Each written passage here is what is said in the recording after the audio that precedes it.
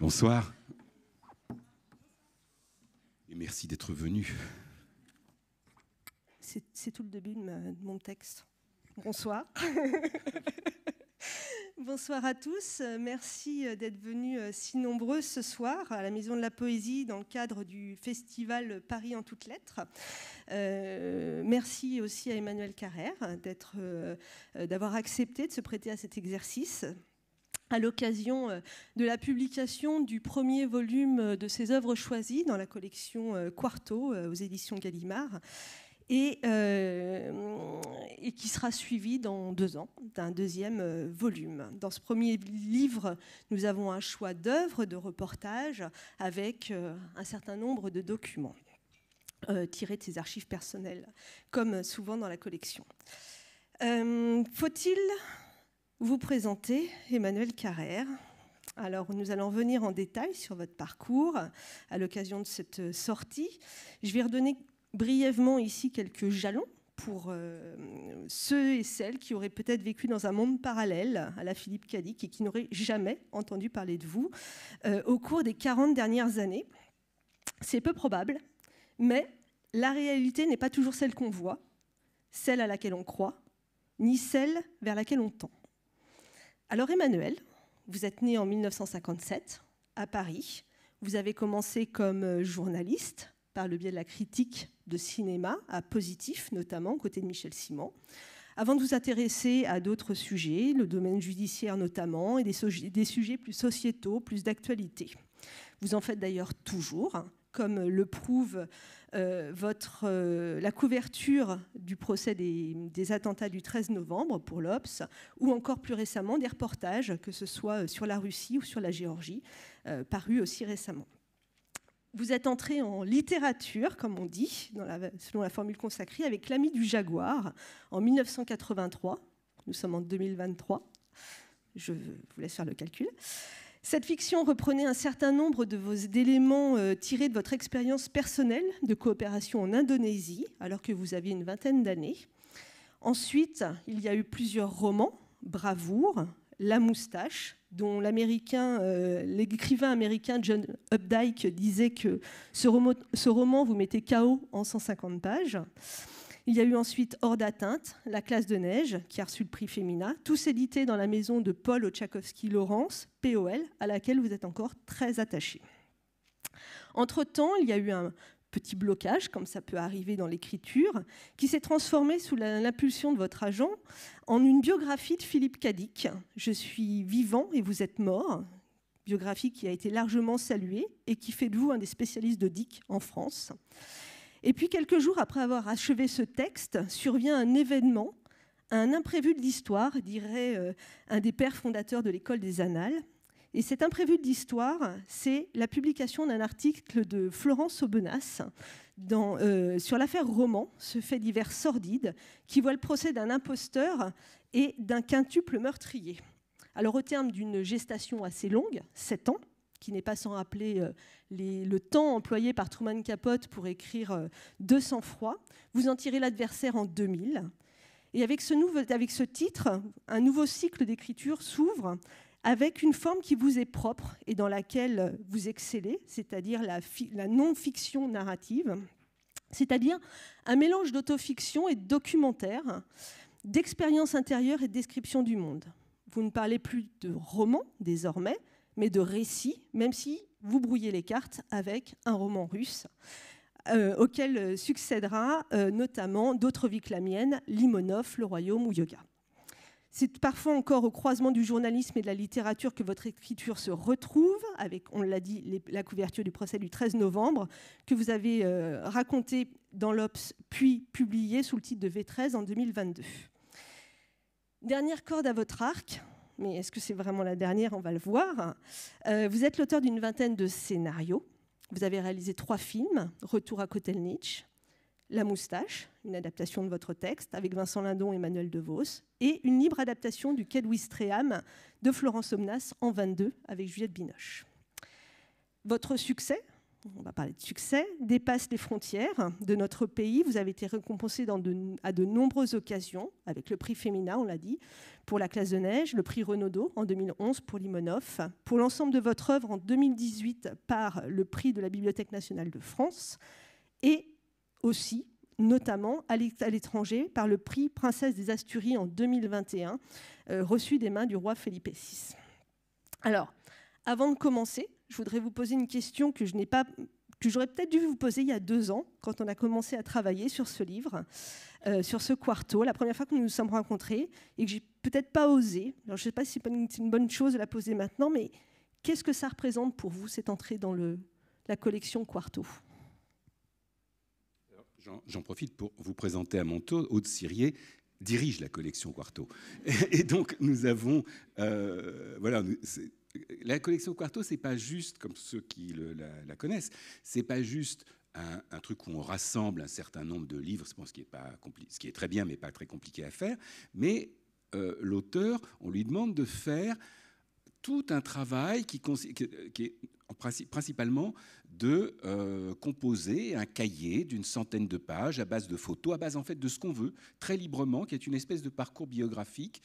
Et pour ma part, comme lecteur, c'est quelque chose que j'ai toujours trouvé passionnant. C'est-à-dire que alors, il y en a qui sont plus exceptionnels que d'autres. Je trouve que celui d'Annie Ernaux, parce qu'elle a aussi utilisé des morceaux de ses journaux tenus tout au cours de sa vie, je trouve que c'est vraiment exceptionnel. Mais tous sont intéressants. Dans chacun, l'auteur, je pense que beaucoup sont, comme je l'ai été au début, un peu réticents, en disant oui, bon, écoutez, je vais vous donner un paquet de photos et vous vous débrouillerez avec ça. Et en fait, peut-être aussi grâce à vous, mais on se prend vraiment au jeu et on se met à construire quelque chose. Enfin, je veux dire, les 100 pages de ça dans ce quarto, c'est vraiment pour moi un objet, je ne sais pas si littéraire est le mot juste, mais enfin, c'est quelque chose qui a...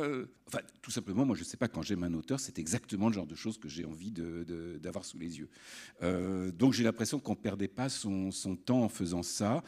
Et voilà, je suis heureux qu'on l'ait fait. Avant de continuer, je voudrais juste, puisque vous avez commencé ce petit parcours biographique là-dessus, rendre hommage à la figure de Michel Simon, qui est mort il y a ces jours-ci, et qui, je pense que beaucoup d'entre vous voient tout à fait qui c'est, quelle figure c'était. C'était un très grand critique de cinéma. C'est aussi, pour ce qui me concerne, je me suis aperçu, j'ai fait le compte, qu'on se connaissait depuis 47 ans, et c'est la première personne qui a publié un texte de moi. Voilà, j'avais 17 ans, Michel Simon, et j'avais envoyé un texte à la revue Positif.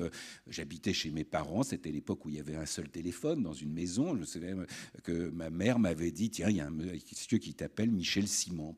Et c'était mon premier texte publié. Et je lui ai, pour ça, une gratitude qui ensuite s'est continuée en amitié, en estime jamais démentie. Et donc voilà, pour moi, j'avais envie de dire un mot à son sujet. Alors, Emmanuel. Ah oui, puis il y a la question. Oui, pardon. C'était quoi ? Donc, c'est bien d'être en quarto. Allez-y. Alors, on va dérouler un petit peu et puis on reviendra aussi sur cette question-là. Votre curiosité, vos goûts éclectiques ont fait de vous l'écrivain talentueux et à succès qu'on connaît. En plongeant dans ce premier volume d'œuvres choisies et des archives donc, qui nourrissent le cahier iconographique, on découvre que vous étiez... quel enfant vous étiez ? Alors, on ne va pas faire de psychanalyse ce soir, hein, mais visiblement, vous étiez un petit garçon sérieux. Alors voilà, je vous présente Emmanuel Carrère. Hein. Mais que vous aviez surtout, et alors là, je rebondis sur les cordes à votre arc, vous aviez un véritable talent de dessinateur et peut-être même un petit peu d'oracle. C'est-à-dire qu'à 17 ans, donc vous voyez des dessins d'Emmanuel derrière qui défilent, qui sont repris dans le volume, et un petit peu d'oracle, parce qu'à 17 ans, vous êtes représenté sous les traits d'un vieillard gâteux sympathique. Voilà. Alors, dans le quarto, on a mis à la fin une photo assez récente d'Emmanuel qui, alors je ne l'ai pas projetée, mais vous pourrez la voir éventuellement. Et en fait, c'est assez flagrant de voir à quel point vous aviez vu juste. Voilà. Mais j'enlève le gâteux, hein, j'enlève le gâteau. Je garde le sympathique, mais physiquement en tout cas.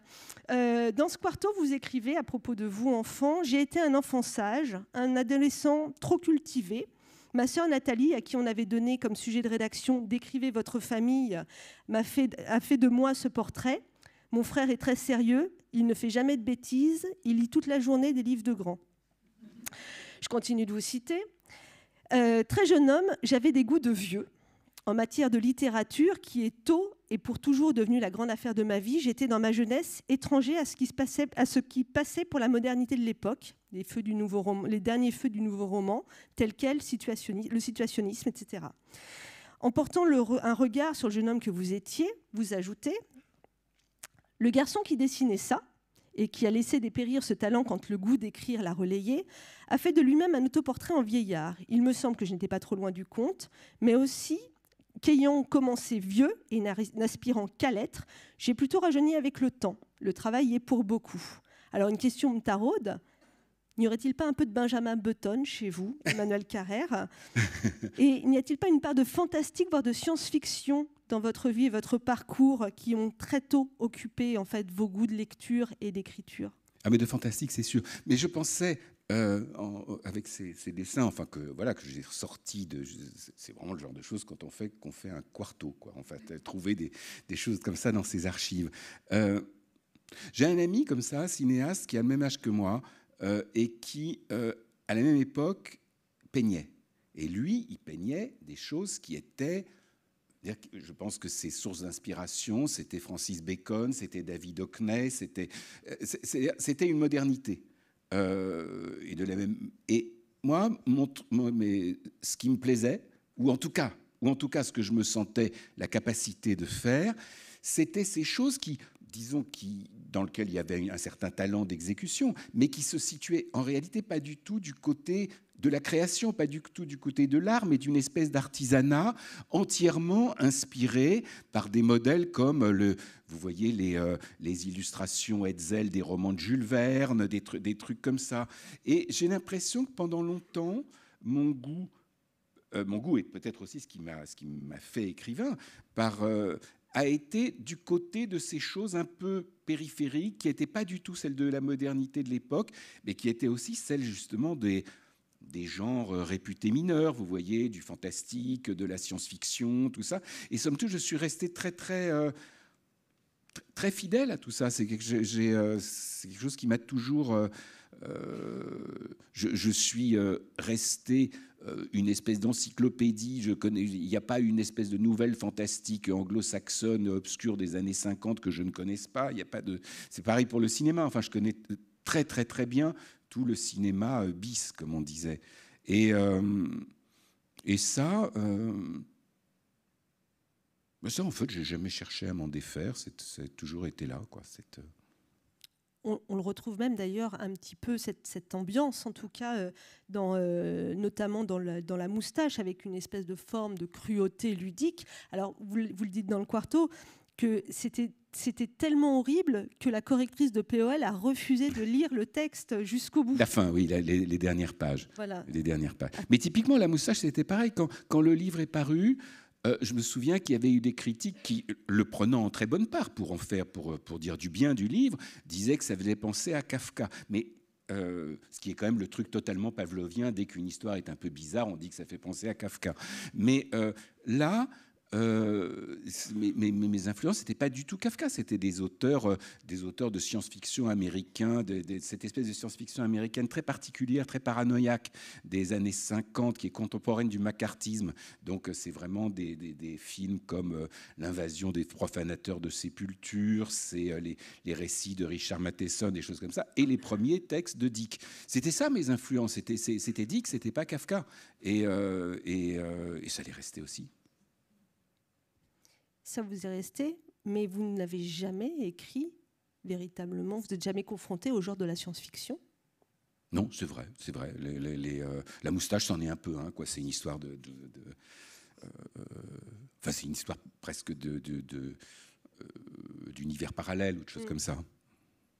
Et de même que dans La classe de neige, où c'est pareil, c'est l'épouvante, les larmes. C'est typiquement oui, c'est un récit d'épouvante. Voilà, qui crée un climax.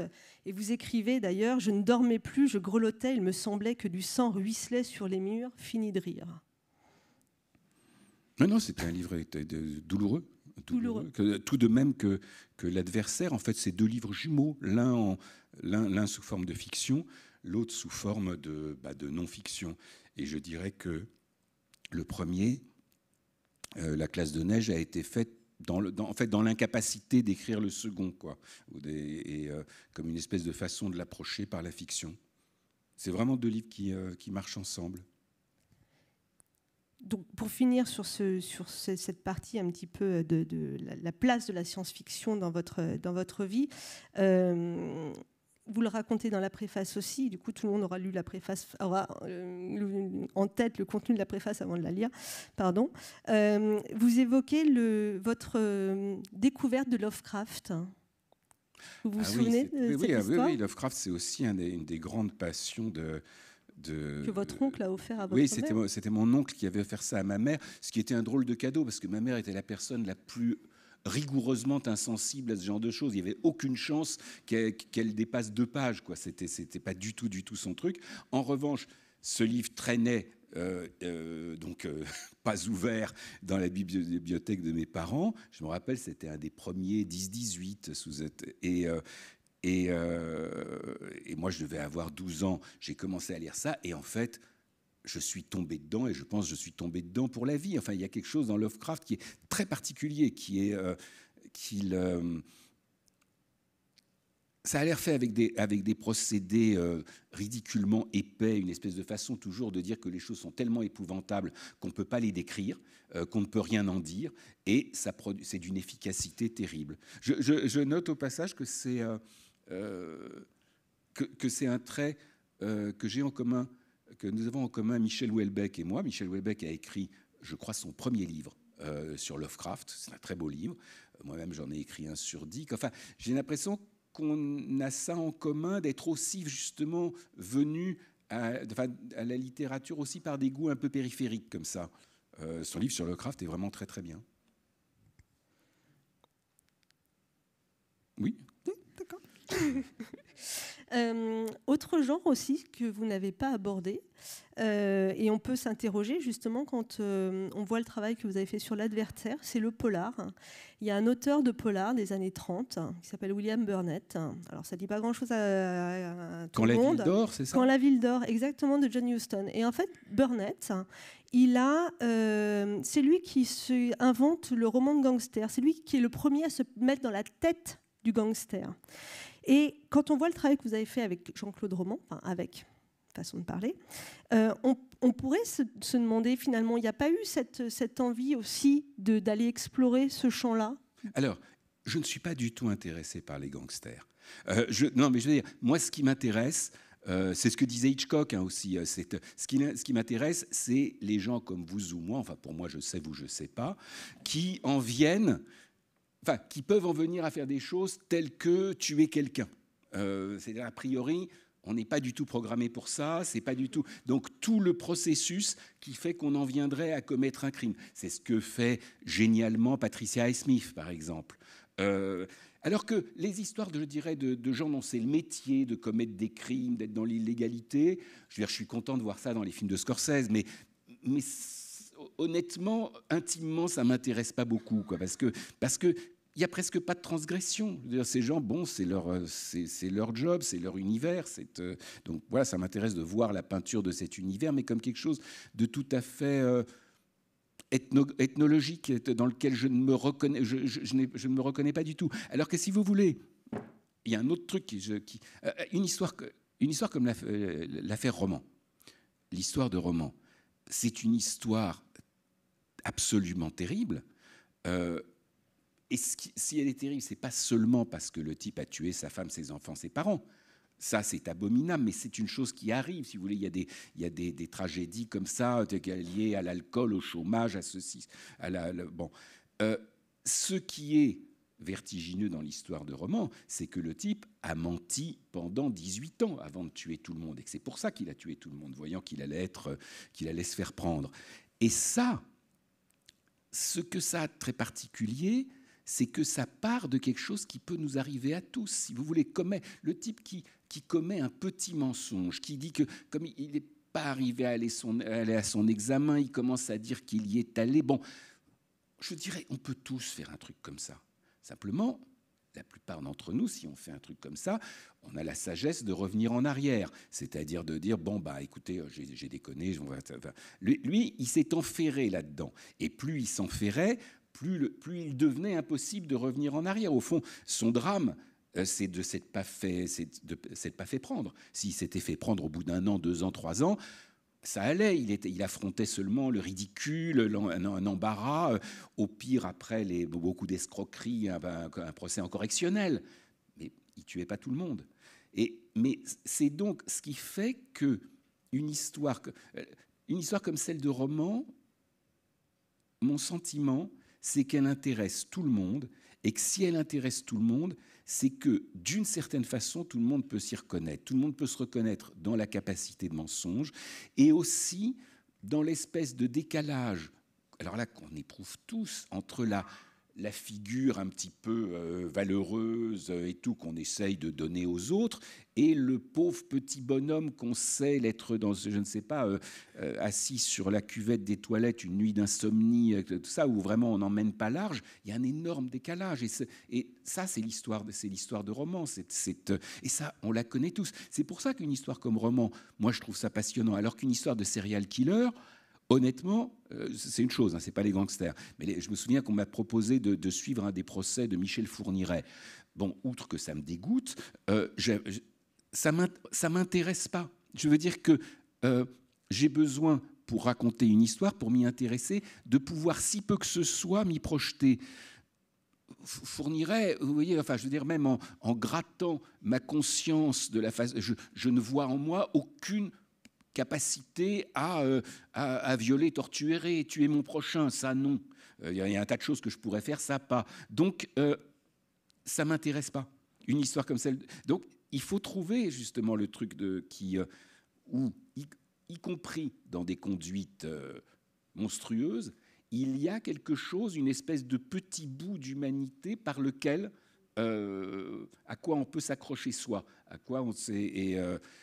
Et ça, pour moi, ça a été l'histoire de roman qui était épouvantable, mais qui touche à quelque chose, je pense, de très universel et qui n'est pas limité par l'horreur de la perversion, du sadisme, de choses comme ça, qui sont des choses qui, moi, ne m'intéressent pas.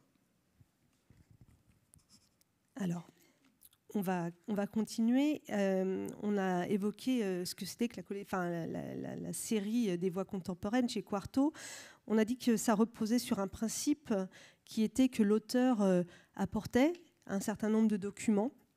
Il dresse, pour reprendre l'expression de Pierre Nora, des lieux de mémoire, des personnes, des lieux, des œuvres, des artistes, des événements, tout ce qui a pu, d'une manière ou d'une autre, contribuer ou contribue encore à nourrir la personne qu'est l'écrivain et à nourrir l'œuvre qu'il bâtit. Dans le parcours biographique que nous avons établi avec vos documents, il y a beaucoup de choses, de photos personnelles, de photos de famille. Et vous écrivez dans la préface: les livres ou les films qui me touchent le plus sont ceux qui montrent en même temps les dimensions horizontales et verticales de la vie.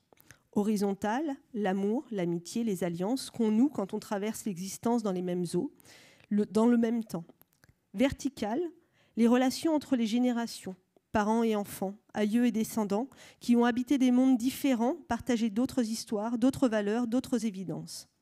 En réalité, à mesure que je deviens vieux, ce qui m'intéresse le plus, c'est la dimension verticale. Ce qui m'intéresse le plus, ce sont mes parents, mes enfants et l'enfant que j'ai été moi-même. Alors, en quoi cette dimension verticale et ses composantes géographiques, notamment, on pensera à la Russie évidemment, a été ou est encore déterminante dans votre écriture? Et en quoi cette mise en perspective de votre parcours, avec cet objet qu'est le Quarto, vous semble intéressante et qu'est-ce qu'elle révèle de vous? Alors, j'exagère en disant ça parce que je pense que justement, ce qui continue à m'intéresser, c'est le croisement des deux, c'est qui est les deux, c'est qui est l'horizontale et la verticale. Ce que je peux dire, c'est juste que pendant longtemps dans la vie, je pense que c'est assez fréquent, et en tout cas pour ce qui me concerne, on est plutôt dans l'horizontale, parce que c'est ça c'est la façon dont on se... Voilà, ce qu'on se déploie dans le temps, dans le contemporain, dans les amis qu'on se fait, dans les amours, tout ça.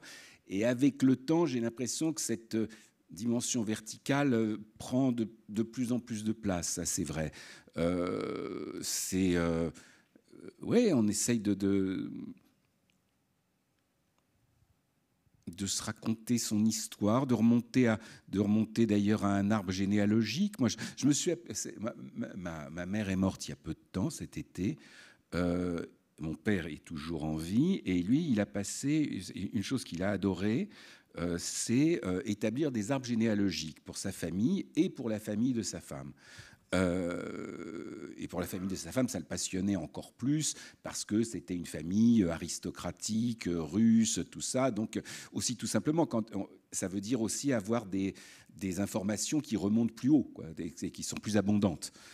Quand on est, comme de son côté, d'une famille, somme toute, paysanne des Pyrénées, ça s'arrête relativement vite, les informations. Et je m'aperçois que au fond, pendant très longtemps, cette espèce de hobby de mon père m'intéressait très peu, et que je voyais que ça comme s'il avait été philatéliste, enfin un truc comme ça, voilà. Et avec le temps, et maintenant presque trop tard, parce qu'il est plus tout à fait en mesure de tout. J'aimerais beaucoup l'avoir sous la main pour me détailler encore beaucoup de choses, tout ça. Que cela dit, il les a déjà quand même racontées dans ses dossiers de façon très très précise. Mais voilà, j'arrive aussi à ce moment qui arrive très tard pour moi, parce que somme toute, j'ai quand même eu mes deux parents vivant jusqu'à un âge très avancé et en très bonne santé, jusqu'à moi-même un âge relativement avancé. Mais il y a un moment où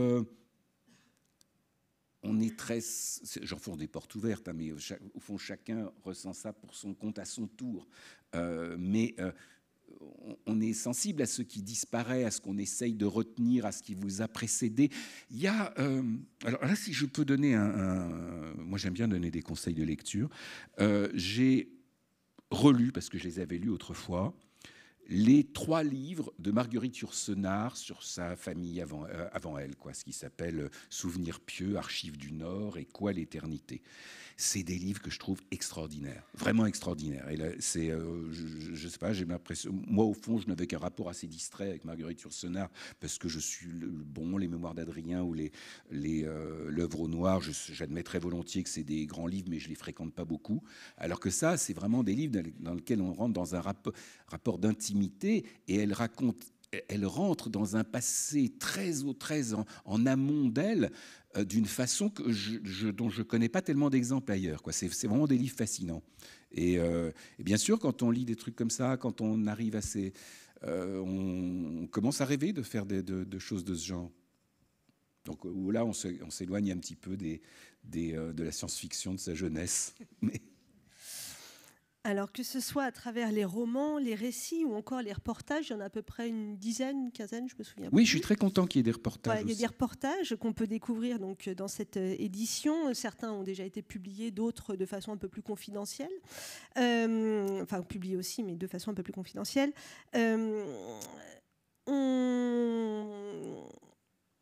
On se dégage un constat, que vous êtes un conteur hors pair. Tout le monde s'en accorde, et surtout un conteur d'histoire.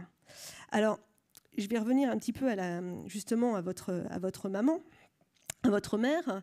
Dans les années 80, le grand historien Pierre Nora a lancé ce qui était à l'époque un exercice qui allait à l'encontre de toutes les règles académiques, qui était de solliciter des historiens pour qu'ils entrent dans le champ introspectif et l'archive de soi. C'est-à-dire qu'il a demandé à un certain nombre de grands noms, comme Maurice Agulon, Jacques Le Goff, Georges Duby, Michel Perrault, 2 de vos professeurs à Sciences Po, me semble-t-il, René Raymond et Raoul Girardet, il leur a demandé de se lancer dans une quête généalogique, une autobiographie familiale, pour voir à quel point leur parcours pouvait éclairer leur démarche scientifique. Alors à l'époque, c'était très révolutionnaire. Aujourd'hui, c'est devenu un exercice presque académique. Mais on appelle ça les égo-histoires. Et à la manière des historiens, vous croisez les sources, vous recoupez les témoignages, vous arpentez les labyrinthes de la mémoire familiale, comme la vôtre. Vous optez pour une forme d'écriture et de démarche qui n'est pas celle de l'historien. Alors, ma question, pourquoi la littérature et pourquoi finalement avez-vous peut-être écarté cette dimension historique dans le sens de faire une œuvre d'historien peut-être alors que vous détachez de cet héritage tout en conviant aussi l'histoire de votre famille? Voilà. Alors, vous parlez de cette entreprise lancée par Pierre Nora. Moi, j'ai été totalement, étudiant. En effet, j'étais totalement contemporain de ça. J'ai découvert ça. J'étais très jeune, mais ça m'intéressait vraiment. C'était un truc. Et en plus, c'était des gens tout à fait remarquables qui faisaient ça. Et je dois dire, moi, j'étais très, très intéressé par l'histoire. J'aurais pu me diriger vers l'histoire. J'étais un petit peu embarrassé par ma mère, tout simplement, et le fait que ma mère a commencé en plus à être très connue. Je dirais, passer du statut d'universitaire estimé par ses pairs à celui de quelqu'un vraiment de très célèbre, au moment où moi-même j'ai commencé à écrire. Donc, c'était pas forcément très simple, et ça n'incitait pas à aller se diriger vers l'histoire. Mais j'avais fait un DEA d'histoire à Sciences Po, sous la direction de Raoul Girardet, comme vous le dites. Et je devais faire, non pas une thèse, pas aussi ambitieux, mais un mémoire. Et j'ai cherché quoi faire comme mémoire, et en fait, j'ai choisi un truc. J'ai choisi d'écrire sur l'Uchronie. L'Uchronie, vous savez, l'Uchronie, ce sont toutes les fictions sur l'histoire si elle s'était passée autrement. Si le nez de Cléopâtre avait été plus court, si Napoléon avait gagné à Waterloo, si le Christ n'avait pas été crucifié, disons, tout ce qui aurait pu provoquer un changement radical dans l'histoire du monde. J'avais la vague idée, je me disais, bon, je vais avoir un jury d'historiens, je vais prendre un sujet sur lequel je serai de toute manière plus calé qu'eux. Ils pourront jamais... Mais en plus, je l'ai fait ça à une époque où il n'y avait pas Internet, tout ça. On faisait des trucs à partir de la Bibliothèque nationale, de la Bibliothèque nationale et aux fichiers des matières de la Bibliothèque nationale. Il n'y avait même pas Uchronie. Donc j'ai fait ça complètement de bric et de broc à partir, justement, ça c'était un peu une espèce de terrain vague des amateurs de science-fiction, de trucs comme ça. Mais au fond, disons, ma façon de faire de l'histoire, ça a été de faire de l'Uchronie, c'est-à-dire de faire l'histoire qui ne s'est pas produite. Ce qui donc était une façon, un peu... Ça m'a convenu comme façon de faire. Et j'ai en fait assez longtemps... Ce mémoire sur l'Uchronie, il a été publié par POL sous le titre « Le détroit de Bering ». J'explique d'ailleurs le titre. « Le détroit de Bering ». Et c'est marrant parce que ce titre m'avait été soufflé par ma mère. C'est que dans la grande encyclopédie soviétique qu'on envoyait aux abonnés, tout le monde étant abonné obligatoirement dans les années 30, ça arrivait par fascicule.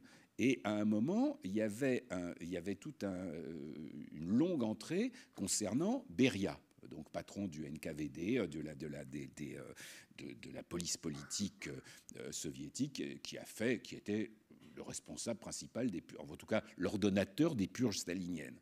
Et donc il y avait un grand article sur Beria, extraordinairement louangeur, expliquant disant que l'ardent ami du prolétariat c'était.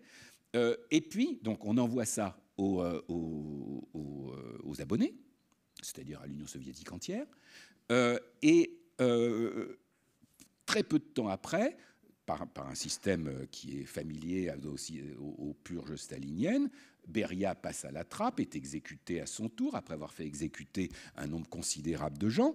Et donc, le moment est venu de faire disparaître Beria aussi, de la grande encyclopédie soviétique.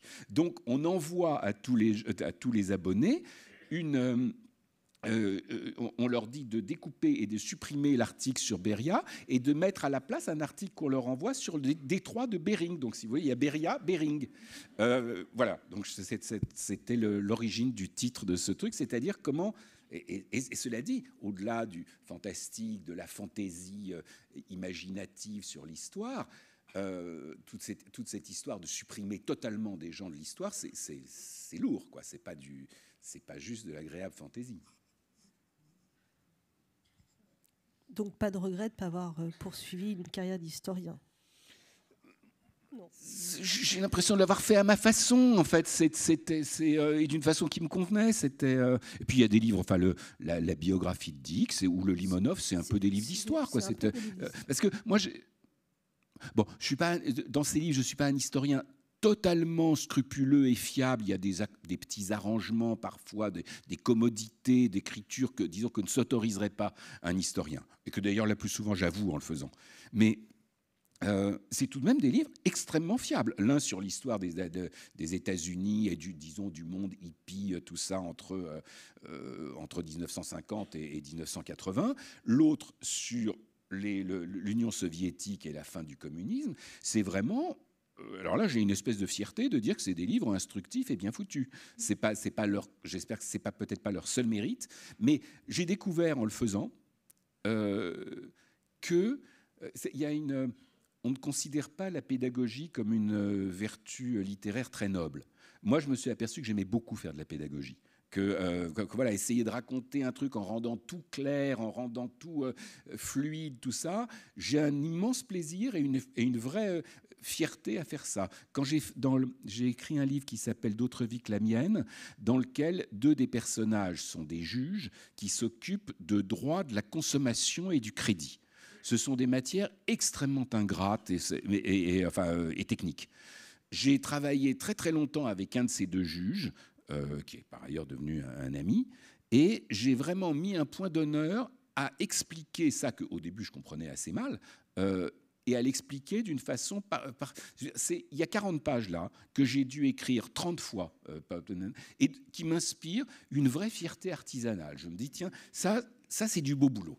Je suis arrivé à faire un truc vraiment intéressant sur le droit de la consommation. Ça, j'étais content. Vous pouvez être fier. Oui, je le suis. C'est pas donné à tout le monde.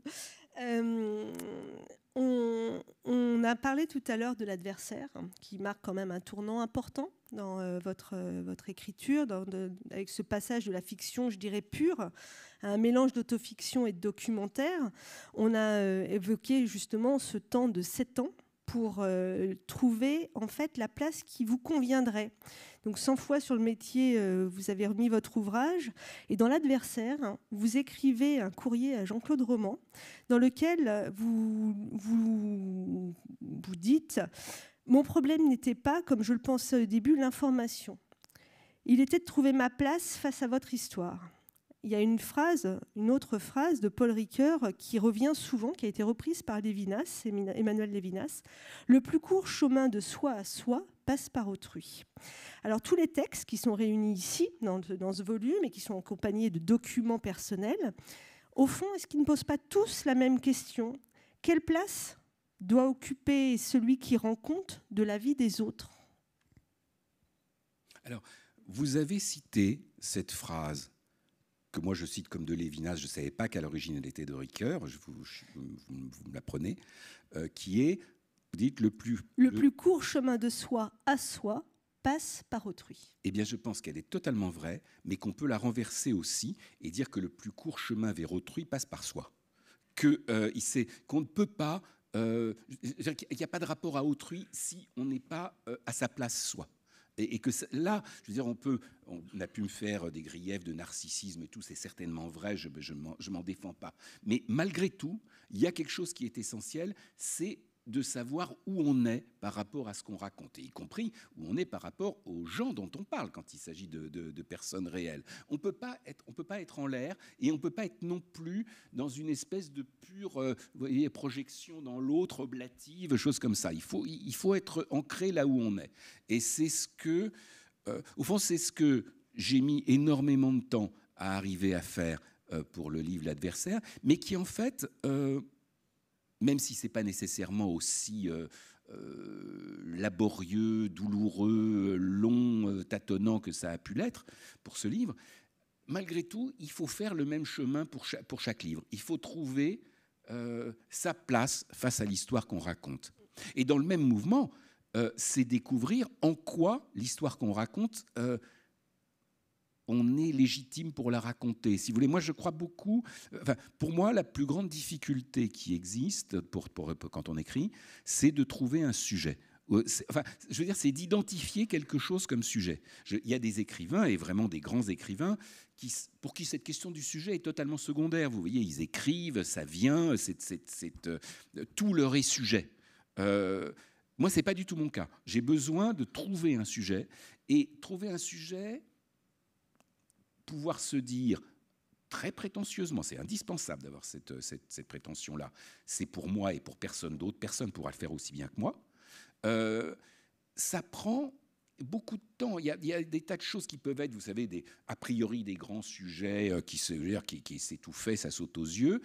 Eh bien, non, c'est pas pour moi. Et d'autres, tout à coup, on se dit, tiens, il y a quelque chose, il y a un bout par lequel je vais pouvoir le prendre qui fait que c'est pour moi. Je me souviens que quand j'ai entrepris... Enfin, c'est vrai que pour l'histoire de dire faire un livre sur 2 juges qui s'occupent de questions de surendettement, c'est vrai même pour Limonov. Je veux dire qu'au début, les quelques personnes à quelques exceptions près, les gens à qui j'en parlais me disaient, qu'est-ce que tu vas faire un livre sur une...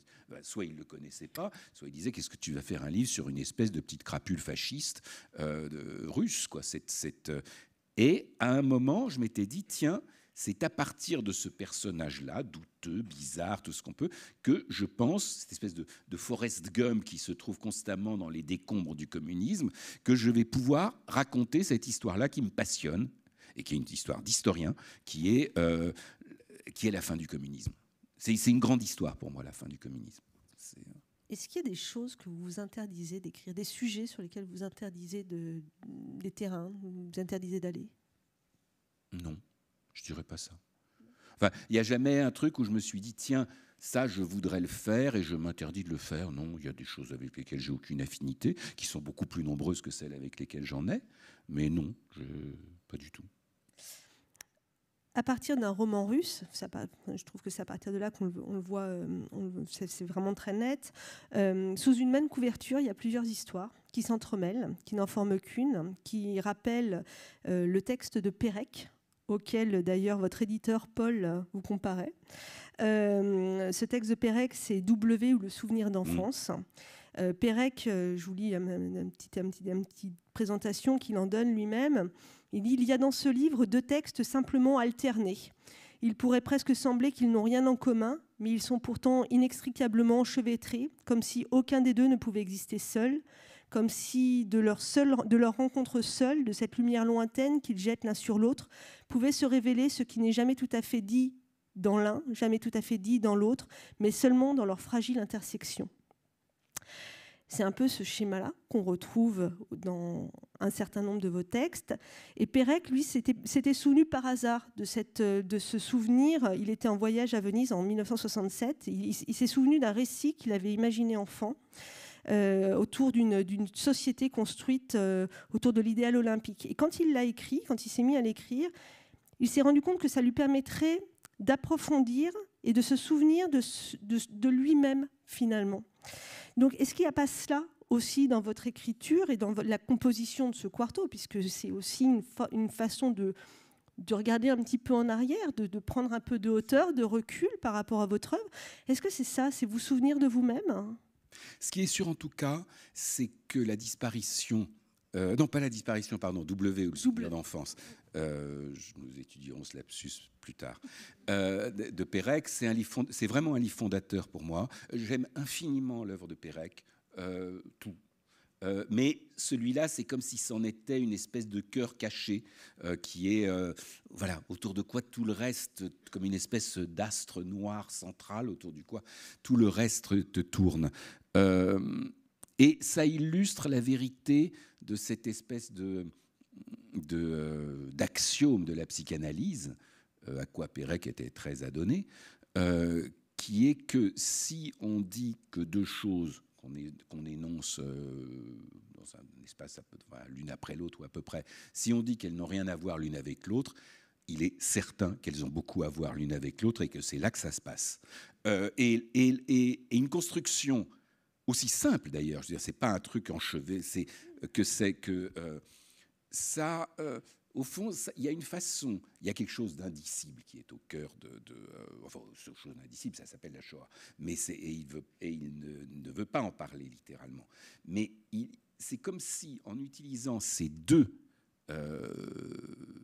segments de narration, vous voyez, c'est comme si vous faites du feu en frottant de morceaux de bois ou des silex. Enfin, je dis ça, je ne saurais pas le faire, mais c'est une façon d'attraper en tenaille quelque chose qui autrement se déroberait. Et je sais que moi, que c'est vrai que... enfin, d'une autre façon, hein, mais que j'ai tendance à procéder comme ça, et en tout cas, à me dire que j'aime bien qu'un livre contienne des choses qui ne sont pas supposées nécessairement se trouver ensemble dans le même livre. Tout simplement parce que ça correspond à une vérité de la vie. Si vous voulez, on est un tas de choses à la fois. On est à la fois quelqu'un qui travaille sur les pères de l'Église parce qu'on écrit un livre sur les premiers chrétiens, qui a aussi une vie érotique, qui a tout ça. Et normalement, on se dit, on va faire de ça deux livres séparément, un livre érotique, un livre sur les pères de l'Église. Moi, je pense que tout ça peut cohabiter parce que ça cohabite dans la réalité de notre conscience, quoi, et que notre conscience, elle ne trie pas, et qu'il faut. Ça m'intéresse de pas. Alors, à la fois de pas trop trier, en ce sens que je veux dire de faire. De coexister dans un livre des éléments qu'on aurait tendance à séparer, mais en même temps les agencer, et là on revient à l'espèce de petite fierté artisanale, les agencer d'une façon qui soit claire, narrative, tout ça. Parce qu'en effet, vous disiez, moi, ma forme, c'est la narration. C'est clairement ça. Je ne suis pas poète du tout, je ne suis pas ou très, très, très accessoirement essayiste. Ma forme, c'est le récit, c'est de trouver une forme narrative pour attraper quelque chose. Autrement, je suis un peu bon à rien, ça. Mais là, je peux trouver une façon de faire. Alors, dans le quarto, il y a une photo. Je ne sais pas si on peut la voir. Alors ça, c'était l'adversaire, les deux versions de l'adversaire. Cette photo-là, qu'on a reproduite, vous l'avez trouvée dans les pages d'un livre de Flannery O'Connor. Acheté chez Gibert. Acheté chez Gibert Jeune, précision. Et vous dites, c'est une nouvelle que j'ai souvent cherché à imaginer autour de ces deux personnages et que vous n'avez pas encore imaginé. Est-ce qu'il y a des textes, des histoires comme ça qui peuplent votre esprit ou vos tiroirs, et un jour on les trouvera, qui pour l'heure ne prennent pas forme, qui ne prennent pas leur forme? Oui, donc quand je dis que je l'avais acheté chez Gibert, c'était parce que c'était d'occasion et que c'était dans un livre d'occasion qu'on peut trouver un truc comme ça. Et c'est vrai que cette photo est incroyablement mystérieuse et que pour ceux qui connaissent Flannery O'Connor, on a l'impression que vous pouvez passer des heures à imaginer la nouvelle de Flannery O'Connor que ça raconte. Elle est incroyablement énigmatique, assez flippante aussi, ça c'est sûr. Mais, alors, non, sinon, pour ce qui me concerne, moi, j'ai pas énormément de stock. Si, quand même un petit peu, des choses qui n'ont pas abouti. Et j'ai toujours tendance à penser, en fait, que rien ne se perd. C'est-à-dire que ce qu'on n'a pas fait, soit on le fera un jour, soit ce qui revient au même, ça ressurgira sous une toute autre forme. Mais quoi qu'on fasse, même si c'est comme si c'était une sous-couche, quoi, de quelque chose qui allait venir par-dessus. Voilà. Alors Emmanuel, on a dit que vous étiez cinéphile. Vous avez débuté votre carrière comme critique de cinéma. Il y a une phrase que vous m'avez dite qui est tirée du film de John Ford, L'homme qui tua Liberty Valance, en 1962. Cette phrase, elle est prononcée par le personnage de Dutton Peabody, le journaliste local, et il s'adresse au sénateur Random Stoddart, dont la vie repose sur une imposture, un mensonge un peu involontaire. Il n'est pas vraiment coupable de ce mensonge. Et quand lui révèle en fait la vérité autour de ce mensonge, Peabody lui dit « Quand la légende est plus belle que la réalité, on imprime la légende ». Alors, qu'est-ce que cette phrase, elle nous dit de votre rapport au réel? Vous qui écriviez dans un roman russe « Je suis pour le réel, rien que le réel ». Et dans le très beau D'autres vies que la mienne, il voulait se rapprocher du réel, de l'humain, des incertitudes qui vont avec. Qu'est-ce que ça dit de vous? Cette phrase, elle est magnifique, mais c'est un peu le credo des journalistes peu scrupuleux quand même. C'est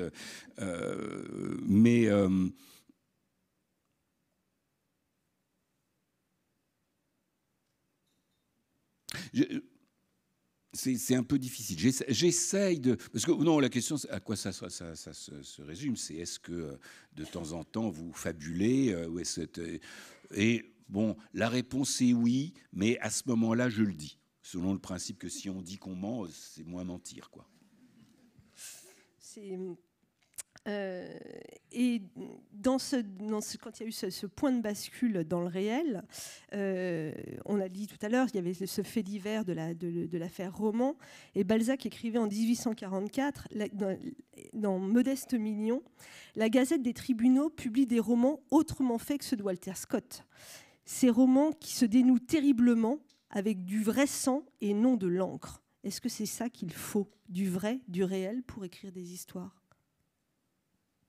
Pas que, il y a des gens qui sont des grands auteurs d'imagination. Maintenant, moi je suis d'accord, mais qui ne le serait pas avec Balzac là-dessus, c'est que la matière des tribunaux, de ce qu'on appelle des faits divers, c'est quand même extraordinairement riche. Et il n'y a pas de...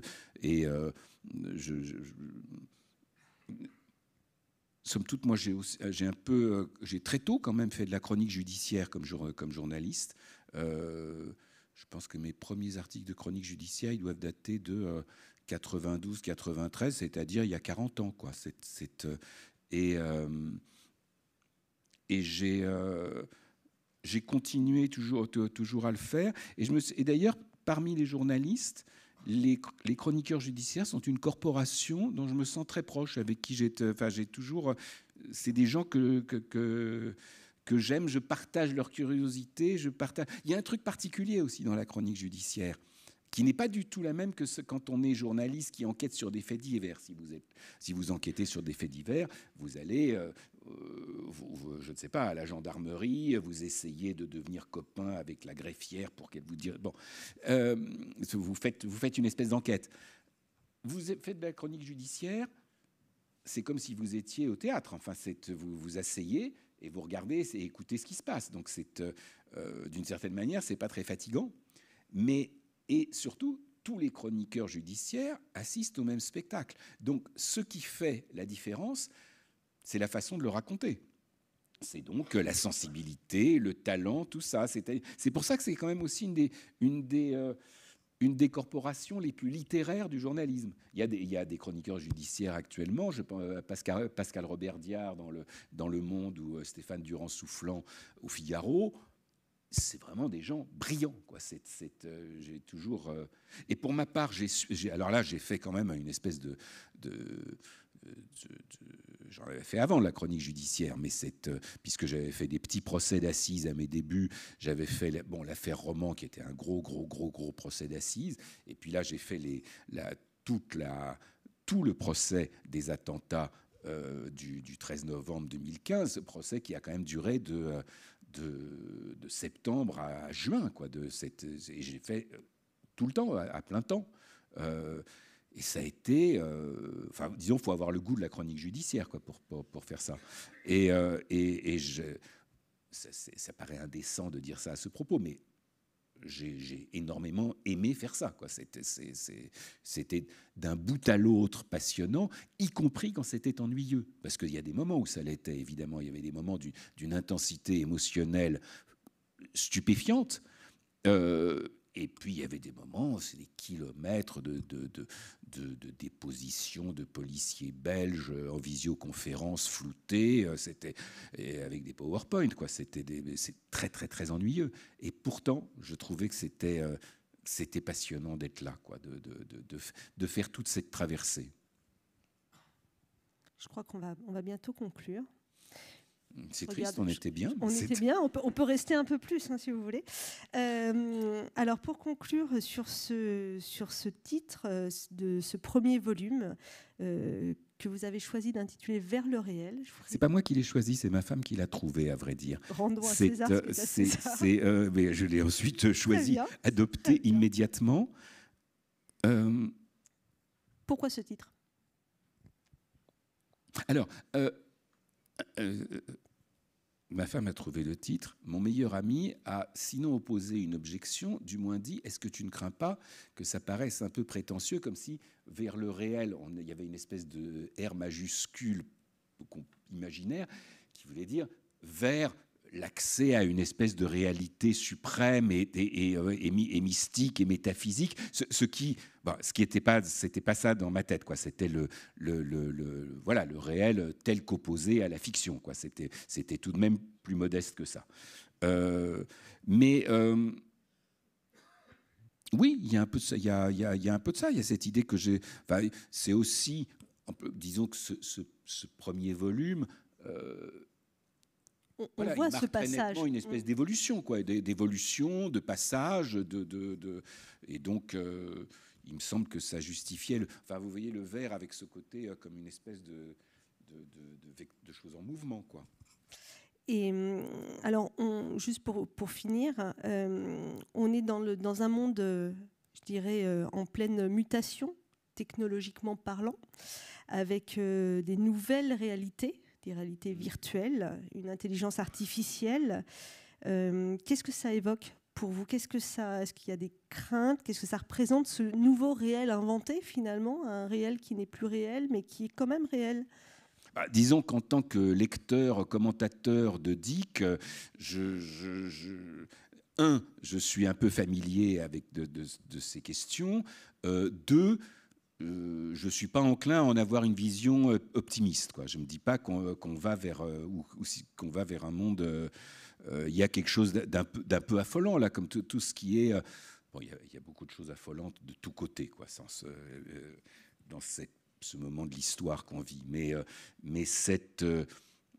fond, ce truc où autre chose va se substituer à l'humanité... ce qui est une possibilité quand même sérieuse.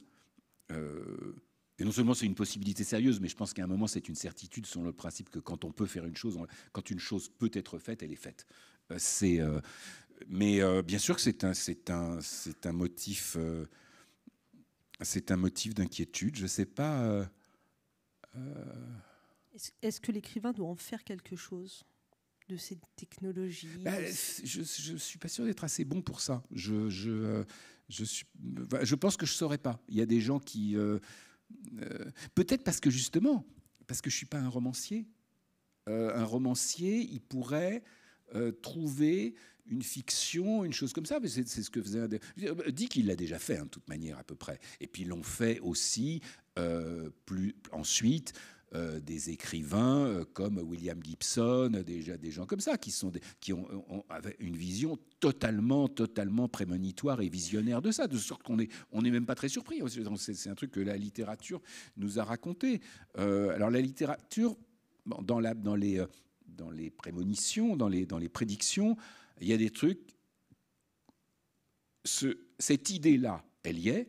En même temps, il y a des trucs qu'on n'a absolument pas vu venir, quoi, qui auraient pu imaginer à un moment Internet. Ça, c'était même dans les trucs les plus où qu'on vit avec un téléphone dans lequel on est tout, quoi. Avant, on se figurait dans la science-fiction, je sais pas, que des ordinateurs, c'était comme des armoires ou des choses comme ça.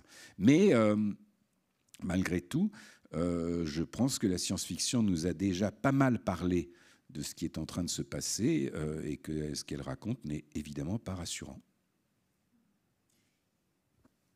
On va conclure sur cette on va très conclure positive. C'est ce moment d'optimisme. Je suis désolée, c'était pas la chute fille, c'était voilà, c'est comme ça. En tout cas, merci beaucoup Emmanuel pour cette rencontre. Je vous rappelle donc le livre, ce quarto intitulé Vers le réel, œuvre choisie. C'est le premier tome qui est sorti, qui est évidemment disponible à la librairie juste en face, et vous vous prêtez à une séance de dédicace à la sortie pour celles et ceux qui voudraient voilà, approcher Emmanuel. Merci à tous, très bonne soirée.